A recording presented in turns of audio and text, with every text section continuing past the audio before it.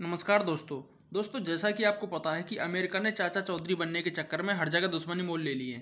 उधर चीन से दुश्मनी ले ली है ताइवान को लेकर, और यूक्रेन को लेकर रूस से उसकी दुश्मनी चली रही है। और एक उसका पुराना दुश्मन भी है जिसे कहते हैं नॉर्थ कोरिया, जो कि आजकल चर्चा में बहुत कम है। अभी कुछ दिन पहले पुतिन ने धमकी दी थी अमेरिका को परमाणु हमले की, और नॉर्थ कोरिया तो हमेशा धमकी देता रहता ही है। इसी बीच परमाणु हमले के डर से अमेरिका ने एक एडवाइजरी जारी की है, जिसमें उसने परमाणु हमले के समय क्या क्या सावधानी बरतनी चाहिए वो सारी बातें बताई हैं। तो उन बातों का हम विवरण करेंगे विस्तार से, आगे वीडियो में लास्ट तक बने रहिएगा।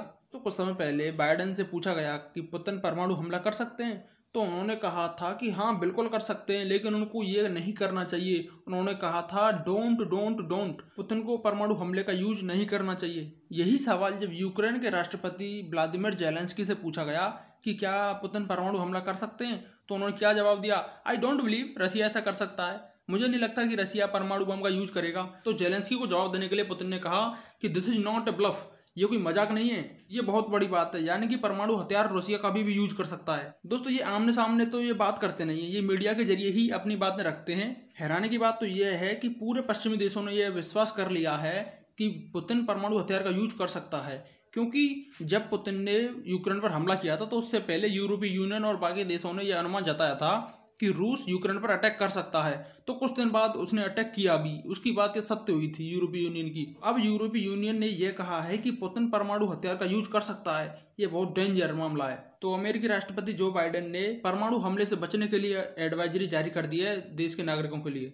उस एडवाइजरी में सबसे महत्वपूर्ण बात यह है कि हेयर कंडीशनर बिल्कुल नहीं लगाना है। यदि परमाणु हथियार का यूज होता है अमेरिका में या फिर कहीं भी, तो हेयर कंडीशनर का यूज नहीं करना है। वो इसलिए कि हेयर कंडीशनर में कुछ रेडियो एक्टिव तत्व शामिल होते हैं जो कि रेडियो एक्टिव रेडिएशन को अट्रैक्ट करते हैं। और परमाणु अटैक होने के बाद एक और महत्वपूर्ण चीज का हमें ख्याल रखना चाहिए, जितना संभव हो सके अंडरग्राउंड और कंक्रीट से बने मकानों में रहना चाहिए।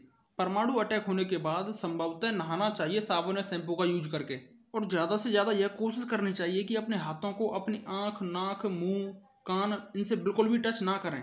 और जितना हो सके यह भी कोशिश करनी चाहिए कि लोगों से कम 6 फीट की दूरी बनाए रखें। अब एक और महत्वपूर्ण बात मैं आपको बताने वाला हूँ। अमेरिका और रूस में न्यूक्लियर हमले का आदेश केवल राष्ट्रपति ही दे सकते हैं। अमेरिका में और रशिया में आपने देखा होगा कि राष्ट्रपति के साथ में कुछ बॉक्स टाइप का कुछ लेके चलते हैं लोग, उसे कहते हैं न्यूक्लियर फुटबॉल। ये न्यूक्लियर फुटबॉल हर वक्त प्रेसिडेंट के पास होती है, चाहे वो अमेरिका का हो या फिर वो रूस का हो। यहाँ तक कि यदि राष्ट्रपति सो रहा हो तो उससे 10 से 20 मीटर के दायरे में ही रखा रहता है ये। इसका मतलब ये है कि जब चाहे पुतिन परमाणु अटैक कर सकता है बटन दबाने के तुरंत बाद। वीडियो के अंत में मैं आपसे ये कहना चाहूंगा, यदि आप इंटरनेशनल रिलेशन से रिलेटेड ऐसी वीडियोस देखना चाहते हैं तो हमारे चैनल को सब्सक्राइब जरूर कर लीजिए। वीडियो को लाइक करके अपने दोस्तों के साथ शेयर कीजिए, जिससे आपके साथ साथ औरों का भी भला हो। तो मिलते हैं अगले वीडियो में। जय हिंद।